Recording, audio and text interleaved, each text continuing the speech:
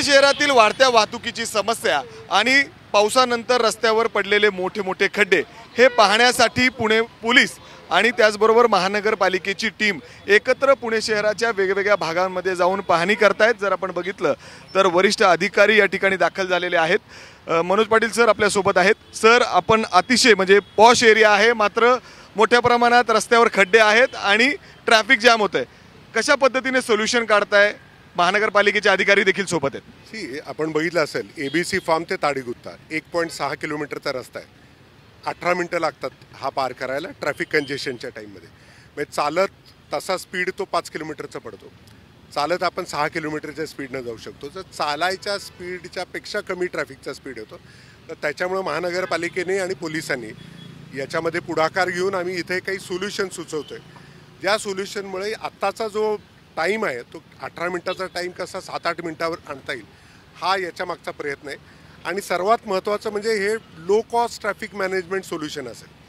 म्हणजे या ठिकाणी आपण बघाल की ट्रॅफिक प्लॅनर पण आहेत, आपले अर्बन प्लॅनरसुद्धा आहेत, महानगरपालिकेचे रोड डिपार्टमेंटचे प्रमुखसुद्धा आहेत। सो पुणे पोलीस आयुक्त आणि पुणे महानगरपालिका आयुक्त यांनी संयुक्त असं एक ड्राईव्ह घ्यायचा सांगितलेलं आहे की ज्याच्यामध्ये मोस्ट कंजेस्टेड पॅचेस मुख्य रस्त्यावरचे, म्हणजे मुख्य रस्त्यावर जिथं 80 ते 85% वाहतूक पुण्याची जाते, तर याला तत्काळ काय सोल्युशन देता येईल का, हाच याच्या मागचा एक विचार आहे। सर, त्याचबरोबर पुणे शहरामध्ये पाऊस झाल्यानंतर अनेक रस्त्यांवर पाणी साचतं, मोठे मोठे खड्डे पडलेले आहेत। असाच रिपोर्ट आयुक्तांनी थेट महानगरपालिकेच्या आयुक्तांना लिहिलेला आहे। जवळपास तुम्ही 550 पेक्षा जास्त खड्डे आयडेंटिफाई केलेले आहेत।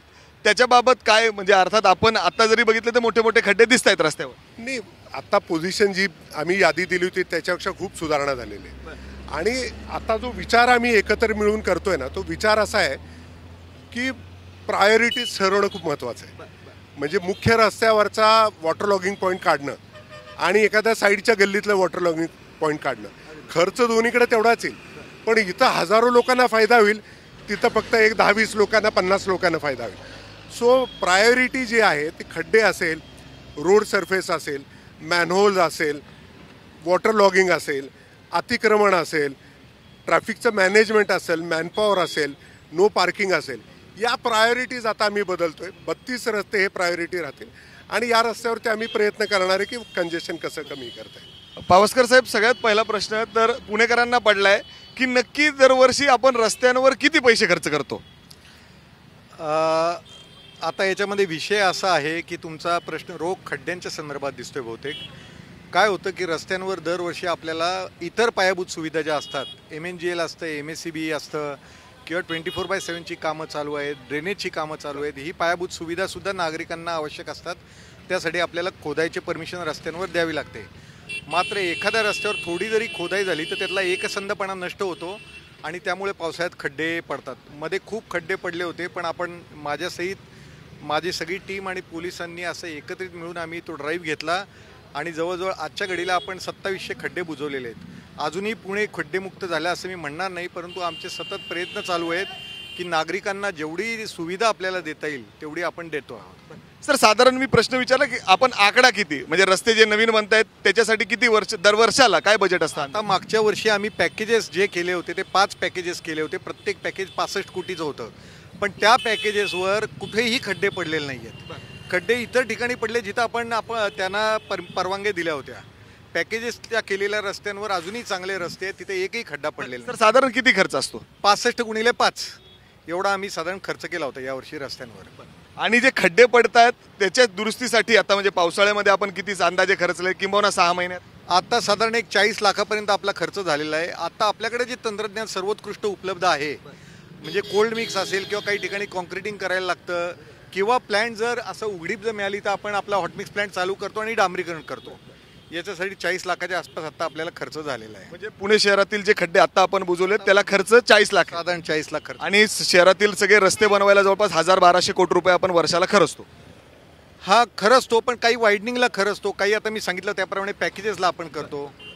सर, त्याचबरोबर पुणेकरांना हा प्रश्न पडलाय, सातत्यानं आम्हाला देखील हा प्रश्न उपस्थित केला जातो त्यांच्याकडून की महानगरपालिकेने गेल्या वर्षी सांगितलेलं की जिथं काही खड्डे पडेल ते ठेकेदाराकडून हे वसूल केले जातील, किंबहुना जिथे जिथे खड्डे असेल त्या ठेकेदाराला ब्लॅकलिस्ट केलं जाईल, किंबहुना त्याच्याकडून 5,000 रुपये दंड वसूल केला जाईल. आत्तापर्यंत आपण किती ठेकेदार ब्लॅकलिस्ट केलेत आणि किती दंड वसूल केला या ठेकेदारांकडून? डांबरी रस्ता जर एखाद्या ठेकेदाराने केला तर त्याला दोष दायित्व कालावधी, ज्याला आपण डिफेक्ट लायबिलिटी पिरियड म्हणतो, हा 3 वर्षाचा असतो आणि कॉन्क्रीट रस्ता केला असेल तर 5 वर्षाचा असतो. दरम्यानच्या काळात त्या रस्त्यावर कुठलीही खोदाई न होता तो जर रस्ता खराब झाला तर आपण ठेकेदारावर दंड करतो, त्याच्याकडनं पुन्हा करून घेतो. परंतु आपण आता खोदाईला परवानगी दिली आणि तिथं खोदाई जर झाली तर तो दोष दायित्व कालावधी या संपुष्टात येतो आणि त्यासाठी आपल्याला ठेकेदाराला जबाबदार धरता येत नाही. तर अशी कुठलीही घटना यावेळेस ठेकेदाराने नवीन रस्ता केला आणि खोदाईची परवानगी न देता तो खराब झाला आहे अशी आपल्याला आढळलेली नाही. त्यामुळे यावेळेस दंड करण्यात आलेला नाही. म्हणजे एकही ठेकेदार ब्लॅकलिस्ट नाही? नाही, ठेकेदारांनी केलेले रस्ते त्याच्यावर जर परवानग्या आम्ही दिलेल्या नाहीत असा रस्ता कुठलाही खराब झालेला नाही आहे. तर साधारण किती पैसे लागतील पुण्याचे रस्ते सगळे चांगले व्हायला? हे बघा, आता कसं आहे की आपल्या साधारण 1400 किलोमीटरचे रस्ते पुण्याच्या जुन्या आधी ते 34 गावं न धरता त्यातले 1000 किलोमीटर रस्ते हे डांबरी आहेत आणि 400 किलोमीटर रस्ते हे कॉन्क्रीट आहेत. तर याच्यावर कायमस्वरूपी सोल्युशन म्हणजे कॉन्क्रीट रस्ते केले तर खड्डे पडण्याचा प्रश्न येत नाही. परंतु त्यांनी तापमानी वाढतं, पर्यावरणाला सुद्धा ते चांगलं नसतं. त्यामुळे आपल्याला सगळे रस्ते कॉन्क्रीट करता येत नाहीत. पण महत्त्वाचे रस्ते आपण जर कॉन्क्रीट केले तर तिथं खड्डे पडणार नाही, त्याची आपण गॅरंटी देऊ शकतो.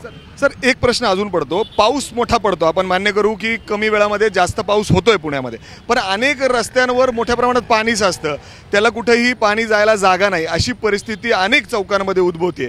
म्हणजे अर्थात जर धानोरी परिसरात बघितलं तर कमरे एवढं पाणी होतं कालसुद्धा काही वेळातच.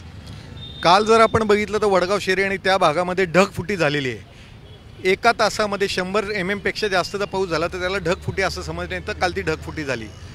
पाण्याचा निचरा होत नाही असं नाही, पाण्याचा निचरा व्हायला थोडासा वेळ लागतो. आपल्या आता ड्रेनेज विभागाने सुद्धा सगळे चेंबर्स वगैरे क्लिअर केलेले आहेत. आपल्या टीम सतर्क असतात. माझी रोडची RMV असते, एका चौकात जर समजा पाणी साठलं तर ते पाणी दूर करण्यात येतं. काही ठिकाणी वस्तुस्थिती अशी आहे की पावसाळी लाईन्स अद्यापपर्यंत टाकण्यात आलेल्या नाही. याचं कारण आहे की पूर्ण रुंदीची ताबा मिळालेला नाही, आपल्याला रस्त्यामध्ये टाकता येत नाही. अशा ठिकाणी पाण्याचा निचरा न झाल्यामुळे पाणी तिथं साठून राहतं आणि रस्ते खराब होतात. हे पण एक कारण महत्त्वाचं आहे. सर, त्याचबरोबर पुणेकरांचे असे आरोप आहेत की बरेच ओढे नाले याच्यावर अतिक्रमणं झालेली आहेत, महानगरपालिका याकडे लक्ष देत नाही. म्हणजे रस्त्यांची कामं तुमची जबाबदारी आहे, हे होताना तुम्हाला हे निदर्शनास येतं का? आणि याच्या कारणामुळं बरेचदा पाणी रस्त्यावर साचतं? विषय असा आहे की पुणे महानगरपालिकेमध्ये हा गावं हद्दीत येण्यापूर्वी याच्यावर पूर्वी परवानगी किंवा अनधिकृत बांधकामं झालेली आहेत आणि त्यामुळे ती नाल्यावर वगैरे आहे, ती वस्तुस्थिती नाकारता येणार नाही. आता ती जर काढायची झाली तर ती मोठा एक ड्राईव्ह घ्यावा लागेल. त्यांचं पुनर्वसनाचं नियमानुसार जे काय आहे त्या बाबी बघायला लागतील. निदर्शनात येत नाही असं नाही आहे, परंतु ह्या सगळी जी अनधिकृत बांधकामं किंवा नाल्यांवर जी झालेली आहे ही शक्यतो पुणे महानगरपालिकेच्या हद्दीत गावं येण्यापूर्वी ही झालेली आहेत. शेवटचा प्रश्न विचारतो. पुणेकरांना खड्डेमुक्त पुणे, चांगले रस्ते हे कधीपर्यंत मिळू शकतात? तुम्ही प्रयत्न करताय हे दिसतंय. मी तुम्हाला सांगितलं ना की एखाद्या रस्त्यावर खोदाईची परवानगी काय झालं आहे, मागच्या 4 वर्षामध्ये पर्टिक्युलरली फार मोठे महत्त्वाकांक्षी प्रकल्प महानगरपालिकेकडनंही राबवले जातात. समान पाणीपुरवठा योजना असेल, ड्रेनेज लाईन ज्या 40-40 वर्ष बदलल्या गेल्या नव्हत्या अशा लाईन्स आहेत. MSCB MNGLची सुद्धा मोठी कामं चालू आहेत. मेट्रोची कामं चालू आहेत अनेक ठिकाणी. त्यामुळे ही कामं जोपर्यंत संपत नाहीत आणि आपण एक चांगले रस्ते तेव्हा करत नाही तेव्हा खोदाई होणार नाही आणि तेव्हा रस्ते. सर, हे सगळे व्हायला मी तेच विचारतो, 4 वर्ष, 2 वर्ष, 5 वर्ष? नाही, समान पाणी पुरवठा योजनाचं 1.5 ते 2 वर्षामध्ये काम होईल. साधारण सगळी कामं 1-2 वर्षामध्ये पूर्ण होणार आहेत अशी अपेक्षा आहे. त्याच्यानंतर तरी हा प्रश्न सुटेल? त्यानंतर हा प्रश्न बऱ्याच अंशी सुटणार आहे, याच्याबद्दल मला खात्री आहे. आता जर आपण बघितलं तर पुणे पोलीस आणि महानगरपालिकेची टीम हे प्रयत्न करत आहेत. वेगवेगळ्या ठिकाणी जाऊन खड्डे देखील आयडेंटिफाय केले जात आहेत. साहेबांनी जसं सांगितलं की आत्तापर्यंत आम्ही या पावसाळ्यात 2700 खड्डे बुजवलेले आहेत. मात्र ज्या पद्धतीने महानगरपालिकेकडून ठेकेदारांवर कारवाई होणं अपेक्षित होतं ते अजूनही झालेली नाही. कुठल्याही ठेकेदाराला ब्लॅकलिस्टेड केलं आलेलं नाही. त्याचबरोबर 5,000 रुपयाचे दंड जे आयुक्तांनी स्वतः सांगितलं होतं ते देखील कुठेही करण्यात आलेलं नाही. आणि त्याचाच परिणाम अनेक रस्त्यांवर मोठे मोठे खड्डे पडलेले आहेत आणि अनेक रस्त्यांवर मोठ्या प्रमाणात पाणी साचतं. याला नक्की जबाबदारी तरी कोण? महानगरपालिका ही जबाबदारी झटकताना दिसतेय.